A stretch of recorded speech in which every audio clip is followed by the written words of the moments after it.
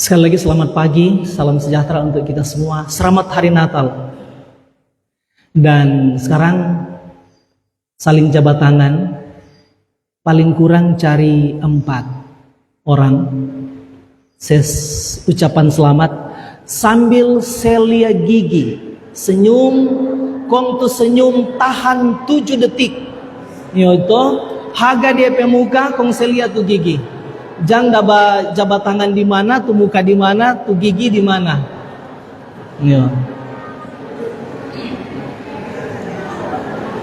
Paling kurang 4. Tuh lain nanti sabanta. Oke.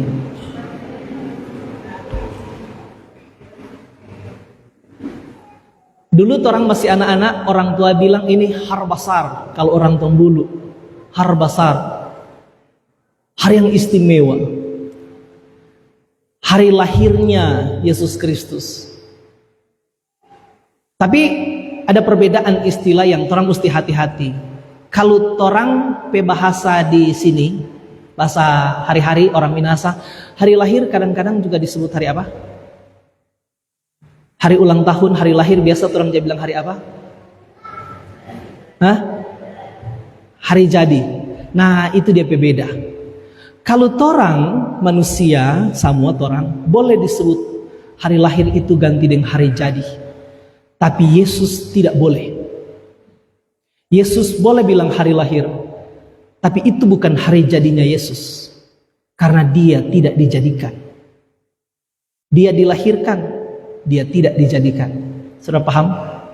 Torang dilahirkan sekaligus dijadikan. Yesus dilahirkan tapi tidak dijadikan. Karena dialah yang menjadikan segala sesuatu. Yesus tidak dicipta. Bahasa lain dari dijadikan apa? Dicipta.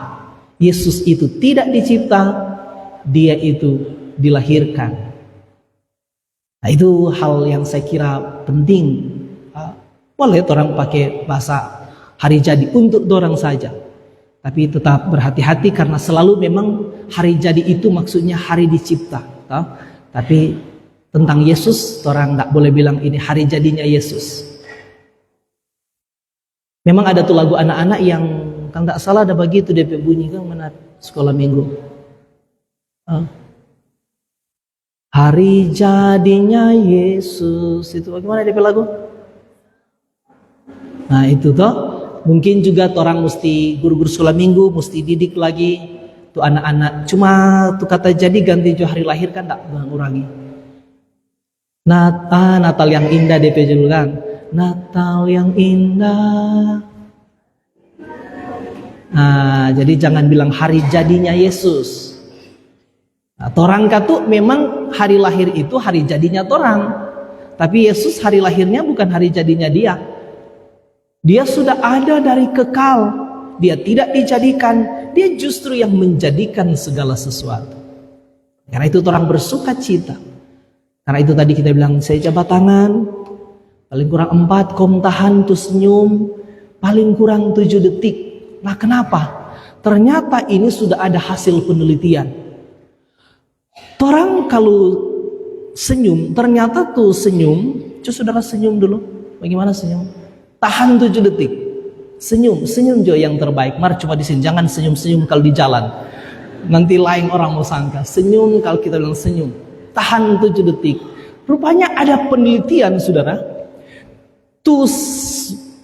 Senyum itu dia akan mengakibatkan hormon bahagia. Tapi itu perlu 7 detik untuk sampai di otak. Dari sini, dari orang senyum, dan mesti angka 22. Kalau cuma angka setengah, nah ada orang senyum, mau kacau itu.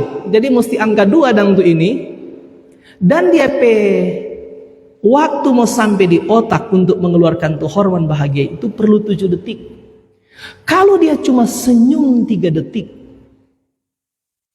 dia tidak sampai, justru belum sampai tuh pesan itu di otak untuk perintahkan keluarkan hormon bahagia, so berhenti. Maka justru yang muncul apa? Kepanikan. Nah orang-orang yang begitu karena dia tuh saraf-saraf panik. Ini orang mau apa ini? Mau pi mana? Yang menyebabkan orang-orang yang begitu panik itu akhirnya menyebabkan orang kadang sakit pinggang. Kalau dia tidak dapat di pinggang, dia dapat di perut. Nah, saudara lihat nak, orang-orang yang gugup biasa balai-balai di belakang. Buang air kecil, buang air besar. Itu sebenarnya karena kepanikan. Nah, jadi mesti belajar ya, latih-latih no, biar sama dengan kita sih orang salah satu pendeta yang jarang senyum kita no. Marah sekali-sekali kalau di rumah boleh no, latih. Kalau orang nggak lihat dang, boleh latihan tersenyum 7 detik. Nah, gitu dang. Nah, itu informasi saja. Mari jangan kita ulangi kalau bersenyum jangan cuma angka tuh setengah. Nah, itu bahaya. Nah, jadi kalau mau senyum, senyum betul-betul mesti kita angkat tuh dua-dua tuh ini. Saudara-saudara yang kasih dalam Tuhan Yesus Kristus, oke, ini so betul. Kalau di tata ibadah tadi agak keliru. Kalau di sini data tulis hari ini telah lahir bagimu juru selamat. Yang betul DP tema kalau di MTPJ ini. Tapi sebenarnya juga kalau saudara perhatikan di kita tidak tahu apakah di Natal ini akan dibaca. Biasa kan ada pesan Natal PGI dan KWI, Konferensi Wali Gereja Indonesia, Persekutuan Gereja-Gereja Indonesia. Sebenarnya DP tema Natal untuk tahun ini yang kita jadikan bahan khotbah di 6 kolom yang kita layani. Plus 1 rayon PKB yang kita layani, kita khotbah tentang itu. Allah hadir untuk menyelamatkan keluarga. Memang kalau orang lihat di PGIP tema itu orang cuma ada angka atas dasar ayat 21 sampai ayat 24 bacaan kita. Tapi Gemim membaca seluruh perikop ini. Nah, mari orang memanfaatkan beberapa menit ke depan untuk memikirkan ini. Saudara, yang pertama, saudara pernah menyadari enggak bahwa seluruh perjanjian lama setelah Tuhan menciptakan segala sesuatu, seolah-olah kita boleh pakai bahasa begini, seluruh kisah di perjanjian lama dimulai dari satu keluarga kecil. Keluarganya siapa? Adam dan Hawa. Dan seluruh perjanjian baru lagi-lagi seluruh kisahnya seolah-olah dimulai dari satu keluarga. Keluarganya siapa? Yusuf dan Maria. Sudah sadar enggak ini? Jadi seolah-olah terjadi pengulangan di perjanjian baru, seolah-olah segala sesuatu dimulai lagi dari awal. Kenapa? Nah, karena ada perbedaan yang besar antara keluarga yang pertama dimunculkan di dalam perjanjian lama dan keluarga yang dimunculkan di dalam perjanjian baru. Bedanya di mana?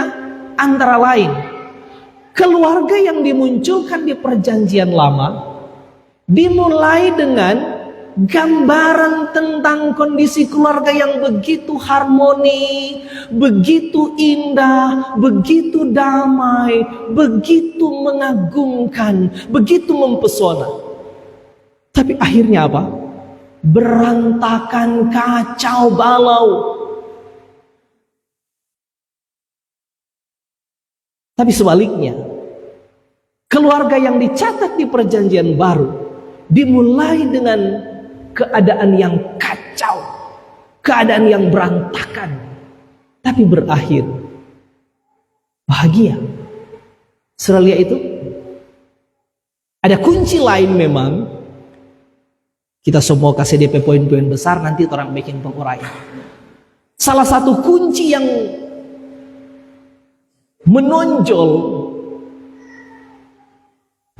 kenapa itu terjadi begitu, salah satunya adalah kalau orang taruh kira kekacauan yang terjadi di keluarga di pertama itu karena mereka tidak mendengarkan firman. Tapi sebaliknya, kekacauan yang kemudian berakhir bahagia di perjanjian baru itu Karena mereka, secara khusus Yusuf di sini, bersedia mendengarkan firman. Itu gambaran umum. Jadi ada perbedaan, ada persamaan, ada perbedaannya. Nah, mari orang perhatikan. Saya tadi katakan, keluarga yang di dalam perjanjian lama, coba orang taruh kirain.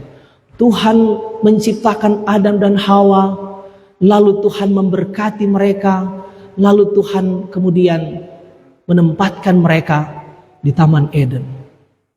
Wah, hidup mereka begitu enak, begitu enjoy, begitu happy, begitu mengagumkan. Tapi yang terjadi belakangan apa? Kacau balau.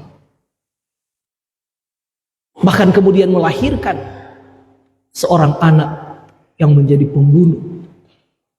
Pembunuh pertama di dunia. Sekaligus terjadi pembunuhan terbesar di dunia. Iya toh? Pembunuh pertama sekaligus pembunuhan terbesar di dunia. Karena siapa tuh pembunuh itu? Dia nama? Kain. Sudah tahu enggak yang dia bunuh? 1/4 penduduk bumi.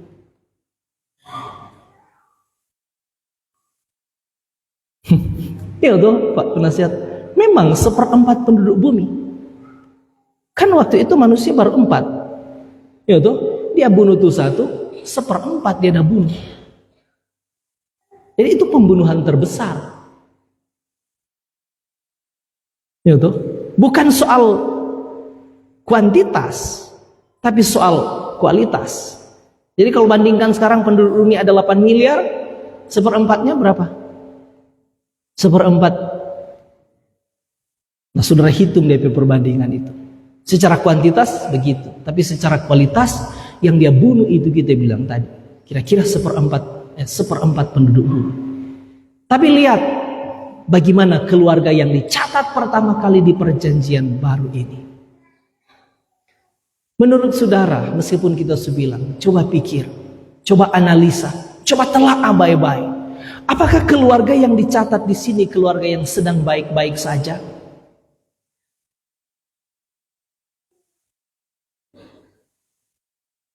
Kelahiran Yesus Kristus adalah seperti berikut.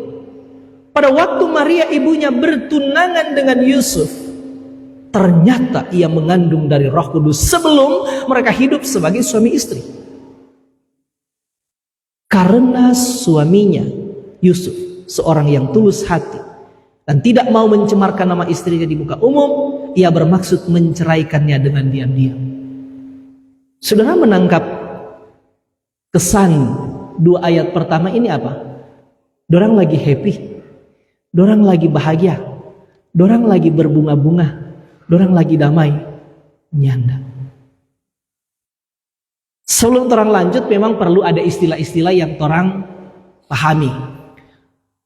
Di ayat 18 bilang Yusuf dan Maria bertunangan dan belum hidup sebagai suami istri. Tapi tiba-tiba di ayat 19 begini, karena Yusuf suaminya seorang yang tulus hati dan tidak mau mencemarkan nama istrinya di muka umum. Bagaimana ini? Di atas bilang bertunangan, apa? Ternyata ia mengandung sebelum mereka hidup sebagai suami istri. Jadi bertunangan, belum hidup sebagai suami istri. Tapi di ayat 19 bilang, karena Yusuf suaminya seorang yang tulus hati dan tidak mau mencemarkan nama istrinya di muka umum, maka ia bermaksud menceraikannya dengan diam-diam. Harusnya kalau baru bertunangan belum boleh disebut suami istri.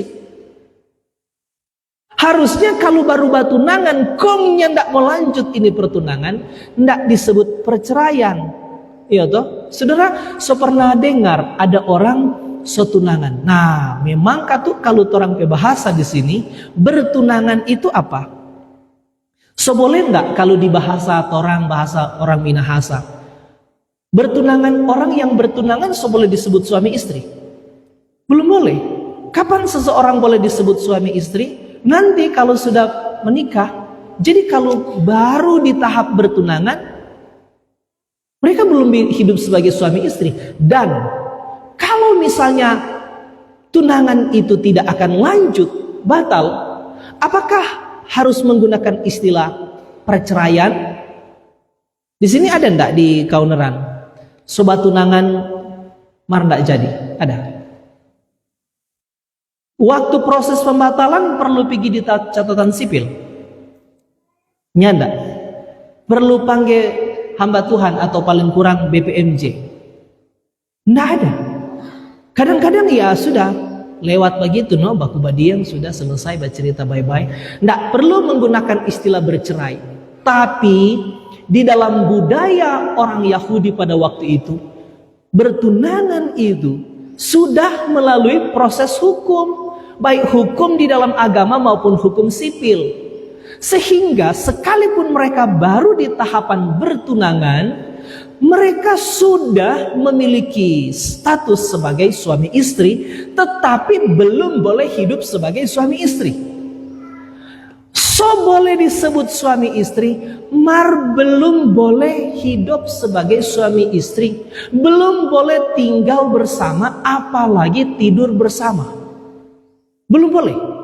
Lalu kalau pertunangan ini dibatalkan, maka harus melalui proses hukum, dan itu dia nama perceraian.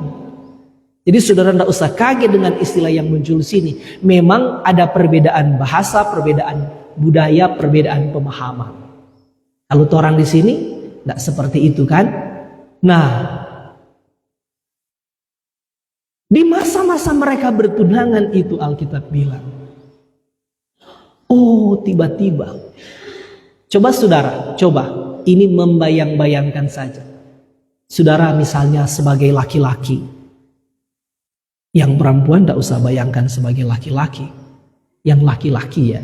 Tapi maksud, saudara bayangkan, saudara pecinta lagi berbunga-bunga, lagi happy-happy, mungkin sobat cerita dorang kalau mau kaweng di mana, torang kalau mau kaweng sesudah itu tinggal di mana, sesudah itu torang kalau Tuhan berkenan mau berapa anak. Masih di tahap dapat cerita, so baking rencana bagus-bagus, so baking rencana bukan hanya bagus, mungkin so matang tuh rencana.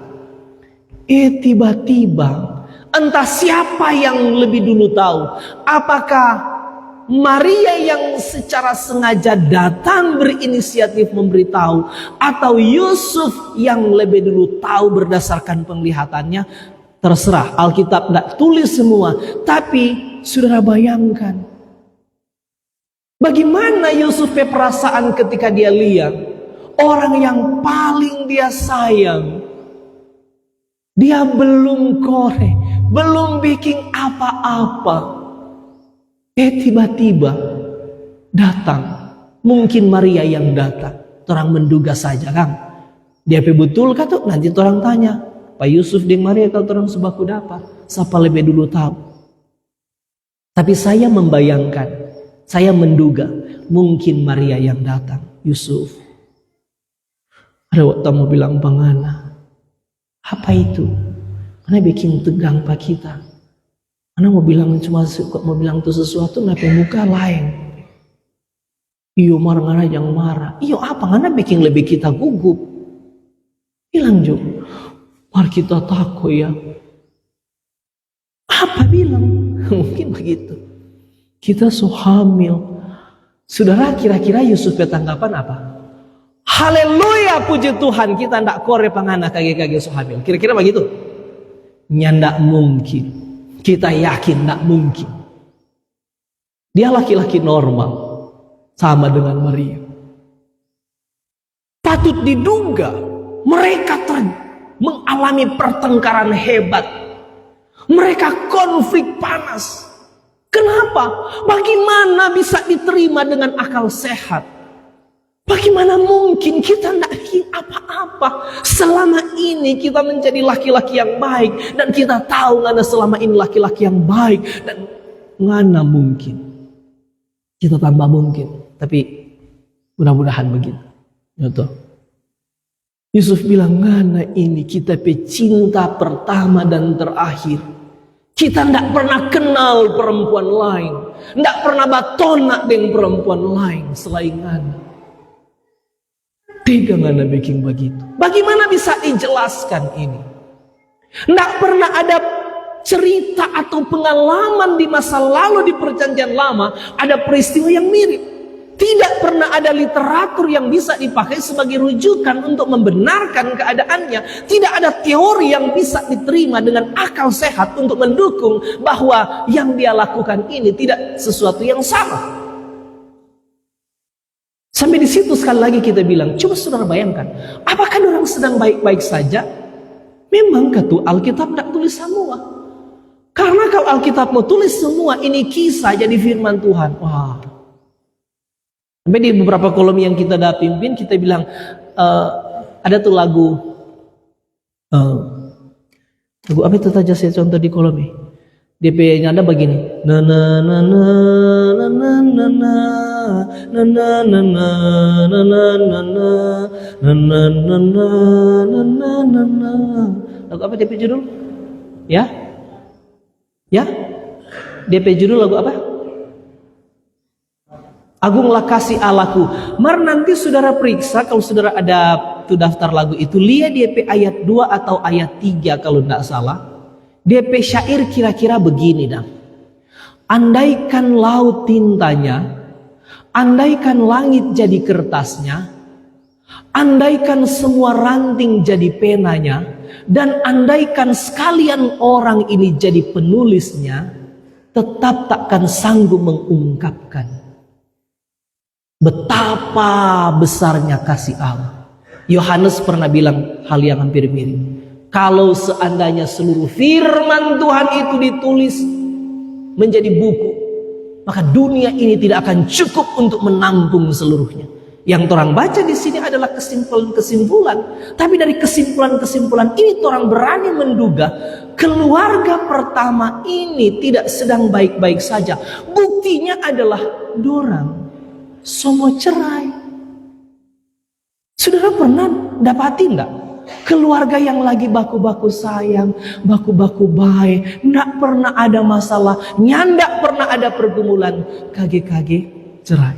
Ada? Enggak mungkin.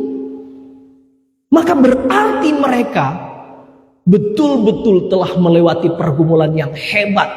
Atau katakanlah bukan melewati, mereka sedang mengalami pergumulan yang begitu parah. Pasti Yusuf juga kita bilang wajar kalau dia marah, wajar kalau dia sakit hati, wajar kalau dia kecewa. Bagaimana tidak?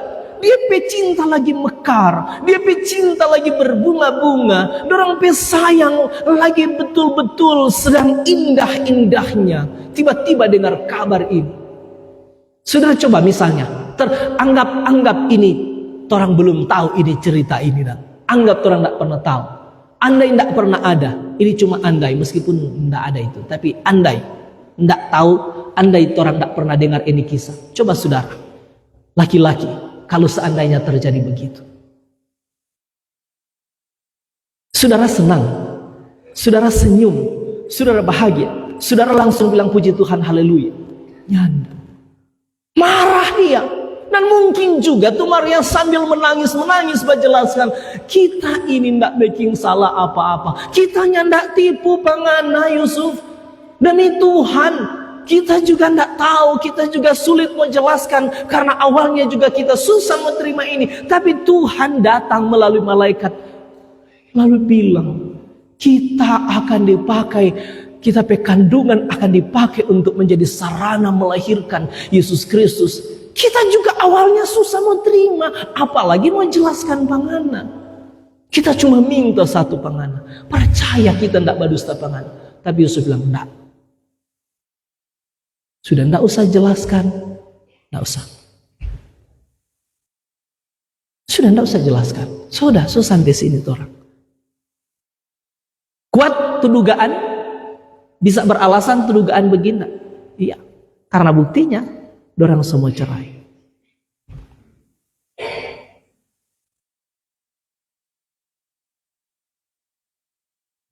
Sudah lihat berita Natal tidak datang pertama kali kepada keluarga yang sedang baik-baik saja, tapi datang kepada keluarga yang kacau balau, yang berantakan, yang hampir bubar.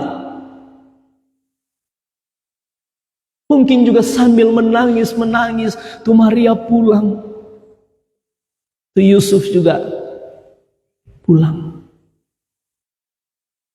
Tapi di ayat berikut menarik.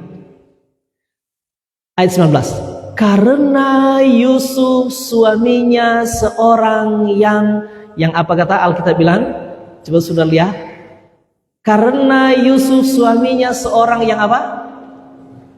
Tulus hati. Kalau saudara lihat di Alkitab terbaru TB2, karena Yusuf suaminya seorang yang benar, seorang yang benar. Wah, dapat puji dia. Di tengah kemarahan, kekecewaan, kesakit hatian dia, Alkitab pasti ada catat hal positif. Karena Yusuf suaminya seorang yang tulus hati, dan apa kata? Dan tidak mau apa? Tidak mau apa? Tidak mau mencemarkan nama istrinya di muka umum. Bagus ini. Semua orang sedang diingatkan. Rumah tangga di mana yang tidak pernah ada pergumulan? Rumah tangga di mana yang tidak pernah ada konflik? Rumah tangga di mana yang tidak pernah ada pertengkaran? Rumah tangga di mana yang sejak menikah sampai hari ini selalu damai, selalu harmoni? Rumah tangga mana? Rumah tangga di mana yang tidak pernah cekcok? Rumah tangga di mana yang nyandak pernah konflik? Rumah tangga di mana yang tidak pernah baku marah? Coba, siapa berani angkat tangan di sini?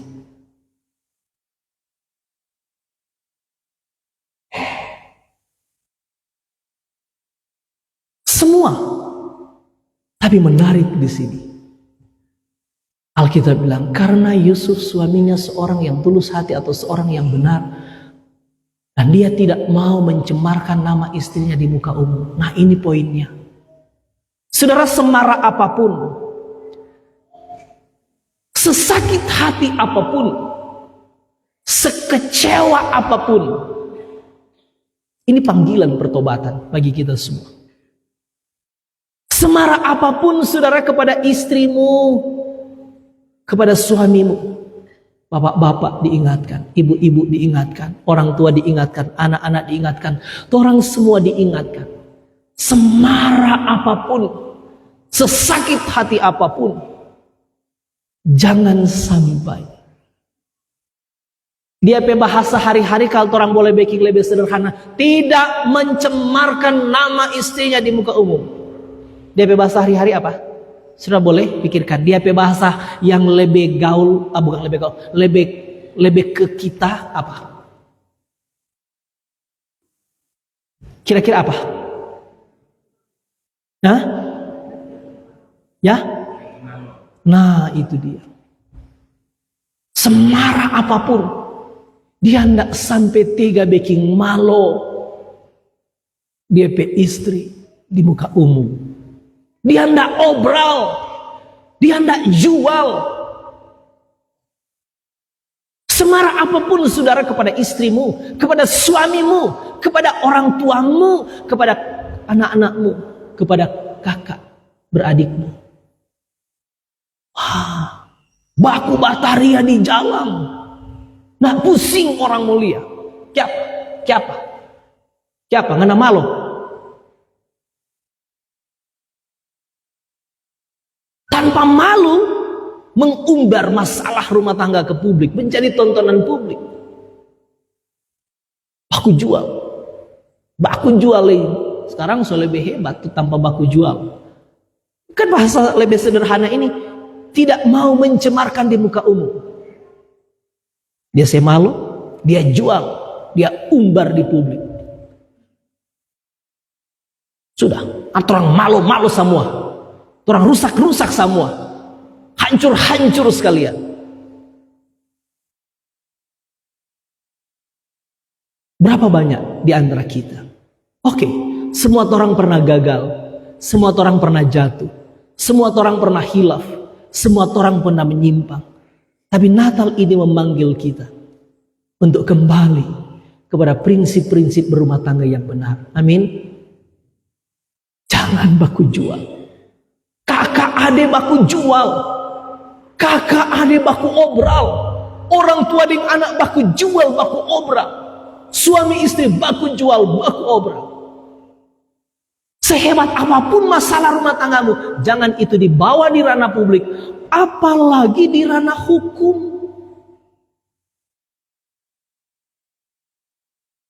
Satu waktu kita lihat orang emak-emak berstatus, emak-emak muda. Kita curiga begini, setelah kita baca, kita analisa, kira-kira apa? Oh, kita curiga begini. Dia tahu so telepon dari pagi, dia pe suami kong nyanda angka-angka, kong lihat berdering. Waktu kirim WA, dia baca. Ada read, ada centang biru 2, dia baca. Tapi waktu telepon dia ndak angka-angka. Mungkin onak karena so ganas dia pe bini, dia telepon dia pe laki ndak angka-angka. Sudah tahu apa ndak? Dia pe bini status begini. Maaf ya, anak-anak pe bahasa ini cuma contoh. Bukan kita dah bilang dari hati, ini cuma contoh. Jangan marah ya. Kita mau bilang dari mimbar yang suci ini. Ini cuma contoh, marah terang-terangan. Sudah tahu enggak dia PB ini status? Dia tulis di Facebook. Hei babi, angkat tuh telepon. Kita lemar klik dah baca. Kita sudah tahu ini enggak mungkin orang. Pasti ini dia pelaki. Kunta messenger. Kita bilang, ibu, siapa tuh di status? Siapa dia tuh ibu maksud? Aduh pendeta so baca minta maaf pendeta, tapi suami ya takut so ganas pendeta, dari pagi kita telepon dak WA dia baca, dia ndak angka, so ganas pendeta. Nah ibu begini, kalau misalnya tuh suami pulang sabantar, kong dia kasih penjelasan yang masuk di akal dan masuk di hati, dan akhirnya baku baik lagi. Kong sabantar tidur sama-sama baku polo, sabantar ibu tidur dengan babi. Kiapa pendeta? Kiapa pendeta lagi? Ibu dah bilang nang, hei babi, angkat tuh telepon. Dia pulang kamari. Ibu bilang dia babi, pulang kamar. Ini baku sayang ulang, baku polo. Nah ibu tidur baku polo dengan babi. Apa lihat sepen? Iya tuh. Tapi sudah seluruh dunia so tahu orang punya masalah rumah tangga. Satu kali lagi kita bilang, semua orang pernah gagal, semua orang pernah hilaf, semua orang pernah jatuh.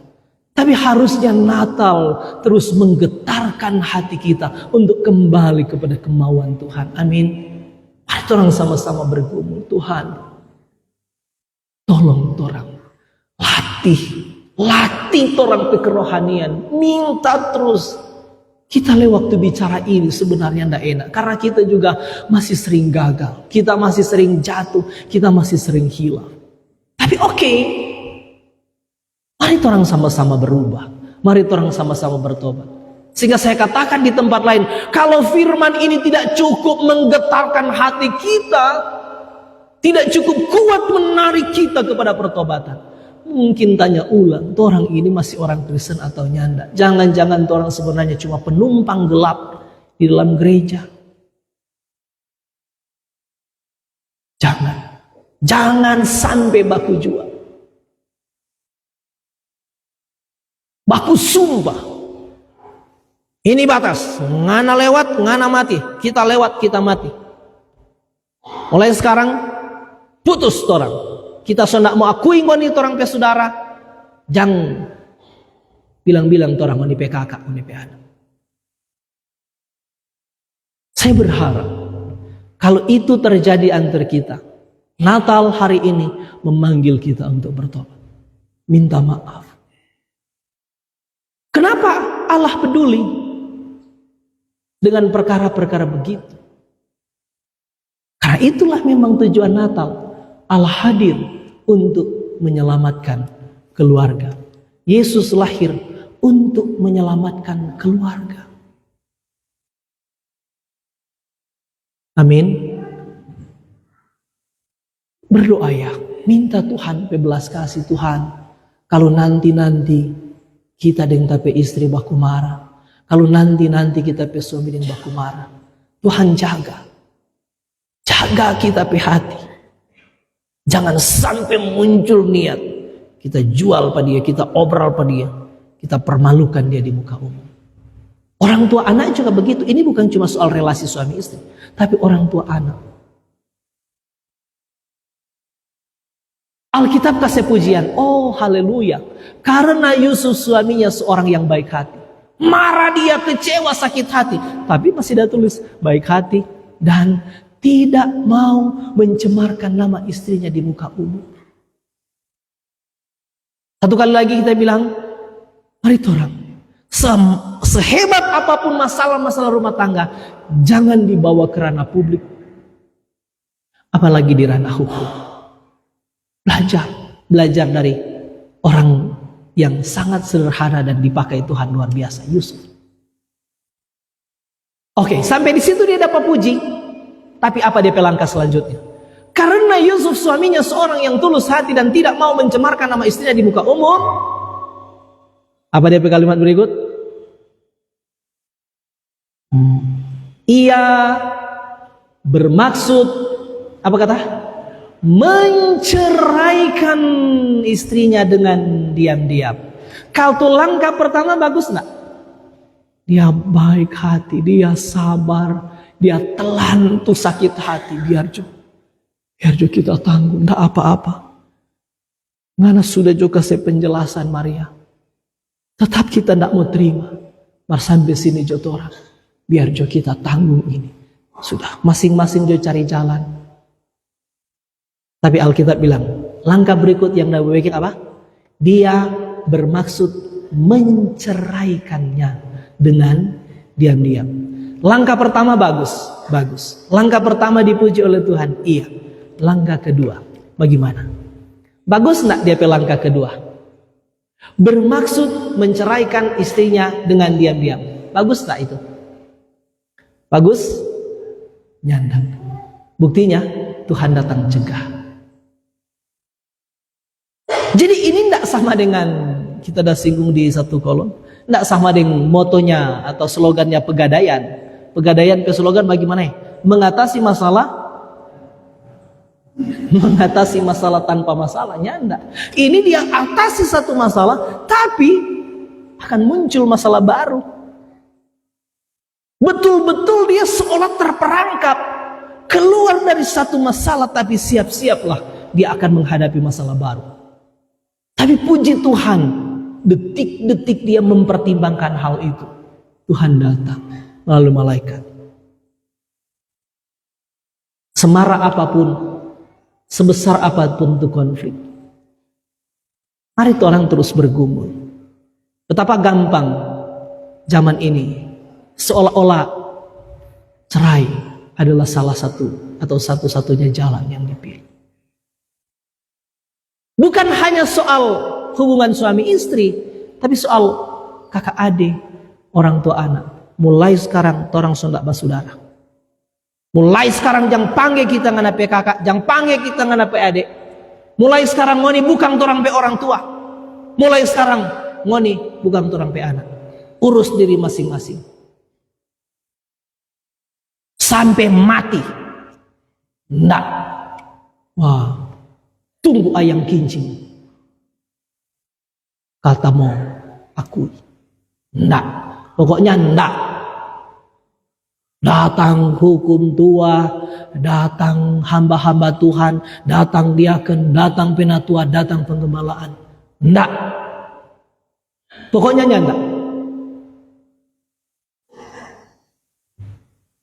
Saya berharap kalau ada di antara kita yang begitu, mari orang sama-sama merendahkan diri di hadapan Tuhan. Mari orang bertobat. Karena Allah hadir untuk menyelamatkan keluarga, memulihkan keluarga. Amin. Tapi kalau saudara sendiri yang tidak ada kesediaan hati, apa gunanya saudara merayakan Natal? Apa gunanya saudara menyebut-nyebut hari lahirnya Yesus? Dan saudara bersuka cita di atas itu. Tapi tidak ada implikasi dalam kehidupan sehari-hari.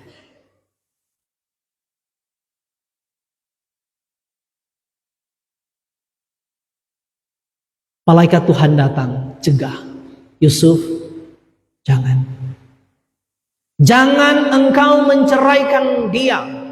Ayat 20 bilang. Tetapi ketika ia mempertimbangkan maksud itu, malaikat Tuhan nampak kepadanya dalam mimpi dan berkata, Yusuf anak Daud, jangan engkau takut mengambil Maria sebagai istrimu, sebab anak yang di dalam kandungannya adalah dari Roh Kudus.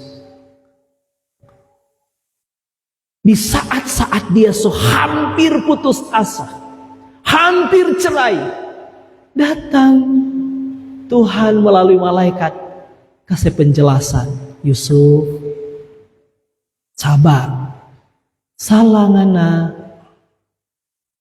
pe pemahaman salah, ngana salah paham.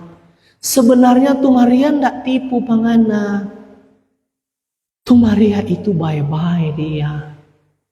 Dia perempuan yang suci. Dia ndak bikin bodoh pangana. Dia sejujur itu udah bilang pangana. Memang Roh Kudus yang menaungi dia, membuat dia hamil. Bahkan ngana tahu Yusuf, anak yang di dalam kandungannya itu akan lahir menjadi juru selamat umatnya. Dan sekaligus karena tahu Yusuf itu anak itu adalah penggenapan nubuat para nabi di perjanjian lama. Memang nabi-nabi di perjanjian lama bilang akan datang seorang perempuan muda yang akan mengandung dan melahirkan seorang anak laki-laki. Nanti mereka akan menamakan dia Immanuel. Mari kita mau bilang pangana Yusuf, kalau dia lahir kasih nama dia Yesus, karena dialah yang akan menyelamatkan umatnya dari dosa mereka. Yang lahir ini bukan manusia biasa, tapi yang lahir ini adalah juru selamat. Saudara lihat, berita Natal pertama bukan disampaikan di istana. Berita Natal pertama bukan disampaikan di bait Allah. Berita Natal pertama bukan disampaikan kepada keluarga yang lagi baik-baik saja. Bukan diberitakan kepada keluarga yang lagi harmoni. Tapi berita Natal pertama justru disampaikan kepada keluarga yang sedang kacau balau, sedang berantakan, sedang hampir cerai. Kenapa? Karena Allah hadir untuk menyelamatkan keluarga. Karena memang Yesus lahir untuk menyelamatkan umatnya dari dosa mereka, dari kerusakan yang ditimbulkan karena dosa. Inilah keindahan Natal. Aspek-aspek ini mungkin selama ini orang tahu ini cerita, malah orang tidak pernah perhatikan tentang aspek-aspek yang sebenarnya mengena dengan kehidupan keluarga, kehidupan rumah tangga, bukan? Tapi sekaligus orang dapat poin apa? Oh, ternyata Yusuf hampir salah mengambil tindakan karena apa? Karena belum atau tidak mendapat petunjuk Tuhan. Atau boleh juga orang rubah sedikit ya bahasa. Karena dia nyandak pigitannya Tuhan. Nah, ini menjadi penting. Orang sama-sama belajar, sama-sama diberi pengertian, sama-sama dipanggil untuk bertobat. Memang susah ya, kita pikir-pikir susah ya. Orang di saat marah, tapi sekaligus di saat itu boleh tenang dan minta Tuhan kasih petunjuk kita bagaimana ini. Biasanya orang kalau marah, ribut, ngamuk, tantrum. Yusuf mungkin tidak sempat, Alkitab tidak tulis loh, tapi dia tidak sempat juga. Oh, dia tidak datang tanya juga Tuhan. Tapi puji Tuhan, memang Tuhan yang orang percaya, Tuhan yang hebat. Bukan sama dengan agama lain konsep manusia mencari Tuhan. Tapi agama Kristen satu-satunya yang punya konsep beda. Tuhan yang mencari manusia. Agama-agama lain selalu konsep kamu cari Tuhan. Cari Tuhan, cari Tuhan. Tapi Kristen bilang, enggak. Manusia cari Tuhan, itu karena Tuhan yang lebih dulu berinisiatif cari manusia. Mirip waktu di Taman Eden ketika Adam dan Hawa jatuh dalam dosa. Siapa lebih dulu cari siapa? Bukan manusia yang datang, Tuhan kami berdosa, kami mohon maaf, kami telah melanggar, kasihani kami. Nyanda. Justru waktu orang berdosa, orang pergi bersembunyi, orang kira orang tidak akan ditemukan oleh Tuhan. Tapi datang Tuhan. Adam, di manakah engkau? Apakah Adam yang bersembunyi itu waktu Tuhan tanya, Adam di manakah engkau? Maksudnya karena Tuhan yang tahu tuh Adam di mana? Kalau pertanyaan Adam di manakah engkau? Maksudnya karena Tuhan yang tahu tuh Adam di mana? Dia bukan Tuhan. Kalau dia Tuhan, harusnya dia maha tahu. Kalau dia maha tahu, harusnya dia tahu Adam ada di mana. Kalau dia tidak tahu, maka dia tidak maha tahu. Kalau dia tidak maha tahu, berarti dia bukan Tuhan. Tapi masa Tuhan begitu? Pertanyaan yang diajukan oleh Tuhan, Adam di mana engkau? Inilah pertanyaan pertama di seluruh Alkitab. Pertanyaan pertama kali yang muncul di dalam Alkitab adalah pertanyaan dari Tuhan. Adam, di manakah engkau?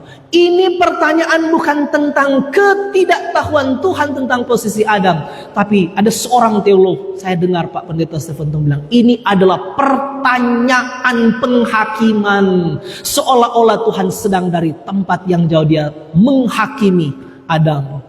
Engkau sadar tidak? Engkau telah bergeser dari posisi. Aku menciptakan engkau untuk memuliakan aku dan menikmati aku selama-lamanya. Tapi sadar enggak, engkau telah bergeser dari posisi itu. Jadi pertanyaan Adam di mana engkau? Bukan karena Tuhan tidak tahu. Tapi seolah-olah dia sedang dihakimi. Kamu sadar enggak? Kamu telah bergeser. Torang juga semua. Torang juga semua sudah bergeser. Sudah meleset. Gagal. Dan karena itu sekali lagi Kristus datang. Allah hadir untuk menyelamatkan umatnya. Allah hadir untuk menyelamatkan keluarga.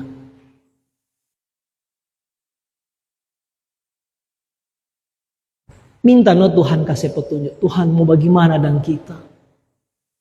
Mau bagaimana dan supaya kita nyandak lagi bikin Tuhan marah, Tuhan murka. Yang tidak akan memunculkan masalah yang besar. Minta petunjuk. Dan sabar kalau Tuhan belum kasih petunjuk.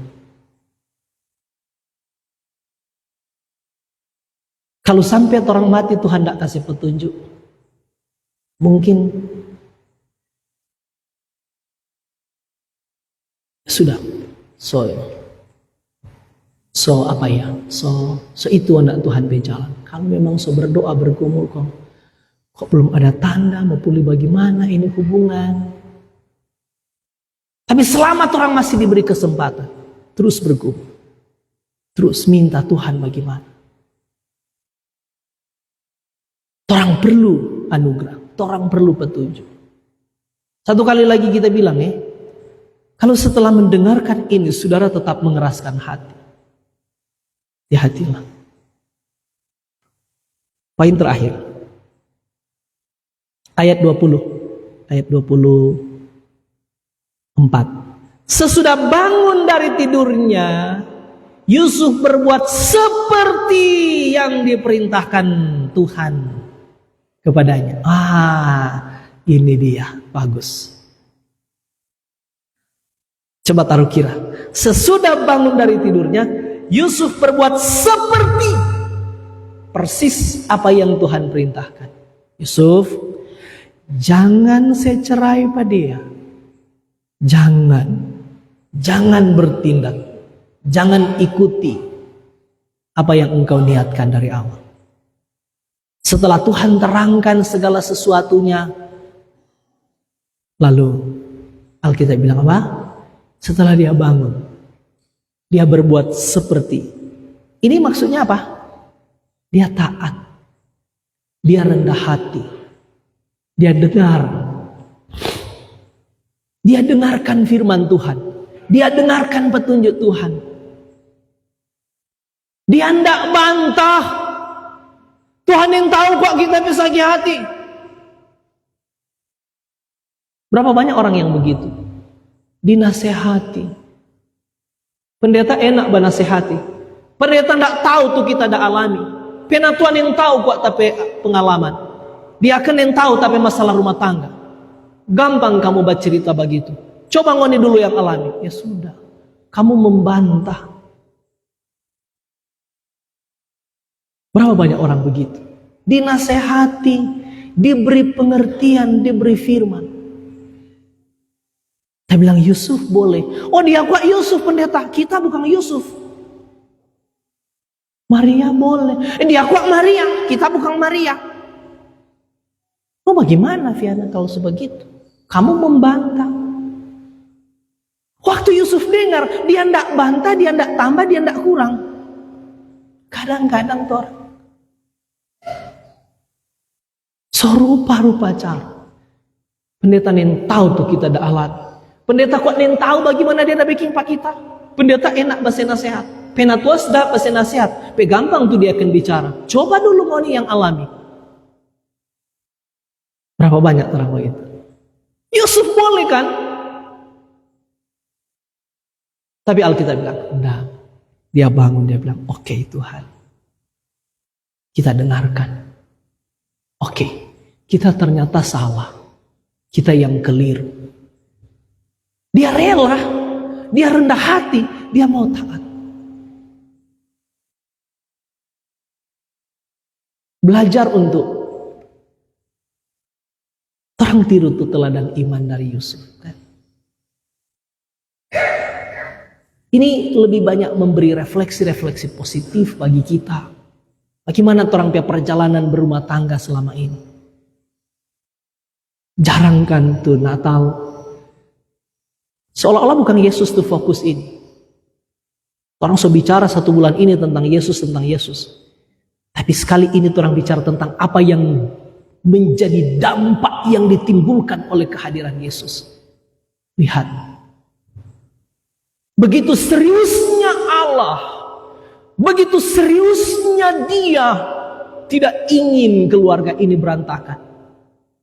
Kegagalan yang terjadi di Taman Eden, Allah ingin tidak terjadi lagi itu. Sudahlah, dorang so gagal tuh keluarga Adam dan Hawa. Karena dorang bantah. Waktu Tuhan tanya, Adam ada di mana? Kita dapat sembunyi Tuhan karena kita malu. Kenapa malu? Karena kita dah telanjang. Siapa yang dah bilang anda dah telanjang? Ngana so makan tu buah yang kita dah larang bukan? Bukan kita Tuhan. Itu tuh perempuan sana. Dia yang kasih apa kita. Ada kerendahan hati enggak tuh Adam? Bukan kita Tuhan. Bukan kita pesalah. Dia pesalah, dia yang kasih. Beda dengan Yusuf. Iyo dan Tuhan. Iyo, kita mau dengar Tuhan berperintah. Kerusakan makin parah di keluarga Adam dan Hawa karena bantah. Nggak mau taat, nggak mau rendah hati. Bagaimana Adam? Tuh bukan kita tapi salah Tuhan. Tuh perempuan yang Tuhan dah kasih apa kita. Coba lihat saudara DP kalimat. Perempuan yang kau tempatkan di sisiku, dialah yang memperdaya aku. Coba analisa DP kata-kata. Beda kalau itu ada yang bilang begini, perempuan itu. Mar Alkitab tulis begini, perempuan yang kau tempatkan di sisiku.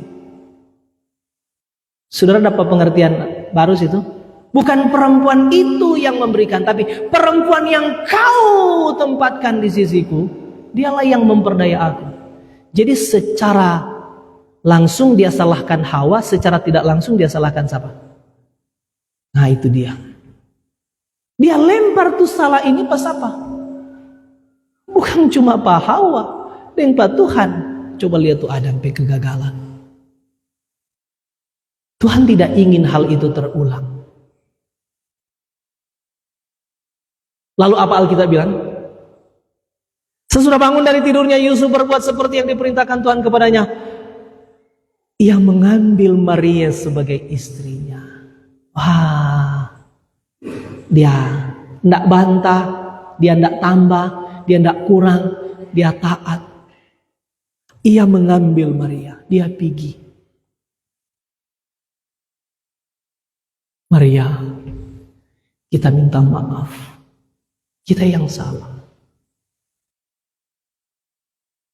Maaf kita sobah. Mungkin maaf kita sobah kasar. Maaf kita sebikin sakit hati. Maaf kita sebicara berlebihan. Kita minta maaf. Kita tuh salah. Kita baru dengar Tuhan petunjuk. Kita minta maaf kalau kita sebikin sakit hati. Kesediaan untuk terlepas dari masalah-masalah itu juga sering terjadi dalam hidup kita. Tapi kesediaan untuk merangkul ulang mereka yang berkonflik, atau bahkan kesediaan untuk merangkul mereka yang jatuh. Bukan hanya tentang suami istri, tapi juga tentang orang tua anak, tentang kakak beradik. Setelah kita mau cerita satu pengalaman kita keluarga. Salah satu dan kita kira banyak orang yang juga bergumul dengan orang anak-anak kan. Puji Tuhan kalau anak-anak saudara semuanya manis-manis. Dari lahir sampai sekarang gak pernah ada DP pahit. Tapi kami pun, bahkan dari mimbar ini kita berani bilang, orang pun sampai sekarang, orang tua, keluarga pendeta, saya pendeta, istri guru. Kami pun sampai sekarang masih jatuh bangun mendidik anak. Mungkin saudara-saudara sesempurna, tapi orang belum. Orang masih sering gagal mendidik anak. Orang masih jatuh bangun mendidik anak. Sehingga anak-anak juga betul-betul memerlukan hati dari orang tua. Salah satu orang pergumulan adalah khusus tuh anak kedua.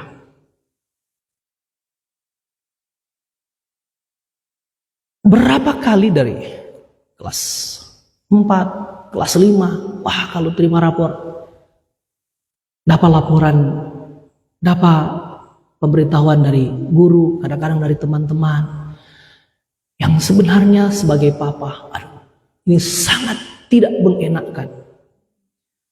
Saya marah, sakit hati. Dan berapa kali sebenarnya kalau dia bakal lay, ini anak kedua di rumah, dia bakal lay, kadang-kadang, bukan cuma kadang-kadang, berapa kali sampai di rumah, kita ndak tanya dulu, kita ndak minta penjelasan dulu, sampai di rumah, kita langsung bagi dengan ban pada dia. Ada saat kita seolah-olah bikin pembenaran kita tindakan. Tapi bilang lebih baik Bapak bagi ngana daripada dia Bapak datang cari pangana, kalau dia Bapak dola di jalan pangana, kalau dia bagi pangana. Jadi Bapak dah hukum ngana supaya jangan ngana baking lagi. Dan sekaligus ngana tahu bagaimana rasanya tuh teman yang ngana dah bagi. Tuh anak itu dapat lihat dang kalau tuh orang dang. Kalian dia Bapak diam, marjang kore Bapak dia. Kore cuma gara sadiki, kadang-kadang orang nak cuma dah sontong. Dia pikir orang dah bagi, dia balas berlipat-lipat ganda. Meskipun di saat tertentu kita pikir mungkin juga sebenarnya dia ini ada bayang-bayang kita di masa lalu. Mungkin kita nak begitu. Nah saudara hati-hati. Jangan-jangan anakmu yang juga mungkin masih bergumul itu karena engkau juga begitu dulu. Tapi oke, kita pernah salah. Bagi apa dia? Kita marah. Meskipun dia pergi, kita balik belakang, kita juga yang sakit hati. Waduh. Tapi selalu terulang. Kita bilang kurang apa? Kurang apa orang tua perhatian pangoni? Apa yang ngoni perlukan semampu orang tua, orang sediakan. Kita pikir bagaimana mau selesaikan, bagaimana dia mau bikin supaya lebih sabar, lebih tenang. Lebih kacau lagi kita pikiran sebagai orang tua ketika dengar dia nilai-nilai anjlok. Tapi, jadi berapa kali kita marah dia? Kita marah sekali. Dia backing kasus, dia pakai lain, dia pukul. Laki-laki, perempuan, dia bikin sama. Lebih sakit hati kalau dengar guru dia bantah. Gimana ini? Kadang-kadang juga karena orang tua keegoisan. Anak kamu nggak ingat, kenapa bapak pendeta, kenapa mama guru, nanti orang bilang apa? Sudah bayangkan tuh pergumulan itu. 4 bulan lalu, waktu terima rapor kuarter pertama di tahun ini, kan ini seterima rapor kedua. Triwulan pertama atau ya triwulan pertama Kang Pak Guru. Dengar lagi, aduh, sakit hati kita dengar. Apa dengar laporan dari guru waktu terima rapor? Juga guru bergumul tentu berjuang. Dengar. Kita bilang nanti nggak sampai di rumah. Tapi itu jarak dari sekolah cuma sampai di pastori mungkin cuma 4 menit. Bapak pelan, nggak sampai. Di 4 menit itu kita bergumul. Kita mau baking apa pada dia sampai di rumah? Kita pikir semua kita baking, semua kita bertanggung jawab. Kurang apa? Kok begitu? Moralnya ambruk. Nilai-nilai akademiknya jatuh. Bagaimana? Tapi dia pulang di rumah, saudara tahu. Kita bilang, Kamang, duduk sini. Kita bergejolak. Kita mau apa pada dia? Tapi kita rangkul dia. Kita peluk pada dia. Kita pegang dia pe pundak. Kung kita bilang apa? Kita bilang, Kamang, Papa percaya. Ngana boleh berubah. Papa percaya. Ngana sanggup untuk berubah. Papa akan mendukung. Kita tekan kita pe kemarahan. Kita tekan. Kita justru bilang ini anak sedang jatuh. Kita mesti dukung dia. Karena kalau di luar dia tidak dapat dukungan, siapa yang akan memberi dukungan? Harusnya orang tua. Dan kita tahu secara khusus papa atau mama atau oma atau opa. Kita bilang, Kamang, Papa percaya ngana bisa berubah. Papa percaya ngana sanggup. Papa percaya ngana sebenarnya boleh lebih sabar. Ngana boleh berubah. Ngana boleh kendalikan diri. Dan Papa percaya ngana boleh berjuang untuk berubah. Papa mau tunggu semester depan. Papa tidak marah. Papa akan dukung. Dan Papa akan bantu kalau ada yang kurang. Atau orang berdoa. Kita siap berdoa sambil kita mengaku dia, mengaku dosa Pak Tuhan. Kita tahu mungkin ini bukan karena dia, tapi orang tua yang tidak hadir. Orang mencukupkan orang pe makan minum, orang cukupkan orang pe biaya sekolah, tapi orang pe hati tidak hadir. Orang punya raga sama dengan itu lagu bilang, aku punya ragamu, tapi tidak hatimu. Secara fisik, anak-anak kita pulang di rumah. Hanya karena mungkin orang masih kecil. Orang belum bisa sendiri. Kita yakin, kalau orang sudah cukup kuat, orang tidak akan pulang. Kenapa? Mau pulang di rumah juga mau apa? Di luar kita tidak dapat pengakuan. Sampai di rumah kita dapat penindasan. Ketika kita jatuh, di luar kita dibully, sampai di rumah kita dihajar. Apakah saudara menyadari bahwa rumah kita, mama dan papa masih menjadi tempat teraman anak-anak untuk pulang? Oke, hari itu kita bergumul. Kita kasih dukungan. Anak-anak kita tahu mereka tidak butuh tekanan. Mereka tidak butuh kemarahan kita. Mereka tidak butuh caci maki kita. Mereka butuh dukungan kita ketika mereka gagal. Amin. Sambil kita bilang, Tuhan tak mau lihat apa DP dampak. Puji Tuhan. Minggu lalu terima raport. Meskipun belum signifikan, tapi pebaku dapat dari Pak Guru Gideon. Kalimat pertama yang Pak Guru bilang, pendeta puji Tuhan.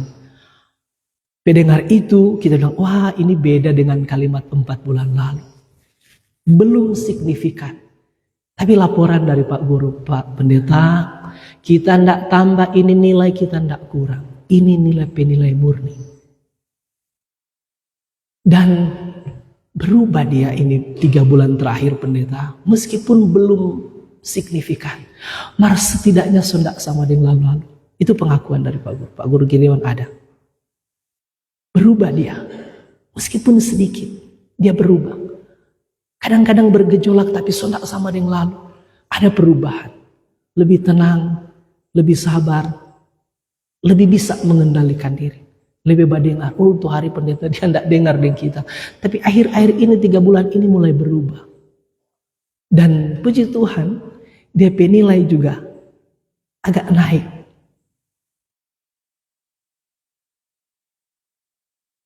Saya percaya selain Tuhan bekerja, tapi itu dampak dari bagaimana orang tua merangkul mereka yang jatuh, merangkul mereka yang gagal. Kita sadar jatuh bangunnya dia bukan tanggung jawab utama guru. Guru hanya membantu peran orang tua. Orang tua mesti sadar ini. Jatuh bangunnya anak-anak kita, jangan limpahkan semuanya ke sekolah. Orang tua adalah pendidik utama anak-anak kita. Amin. Sampai di rumah, kita puji dia, Kamang. Terima kasih. Ternyata boleh. Ternyata nggak boleh. Bapak mau tanya, apa yang susah? Pelajaran apa yang susah di ulangan? Sudah tahu DP jawaban apa? Nggak ada, Pak.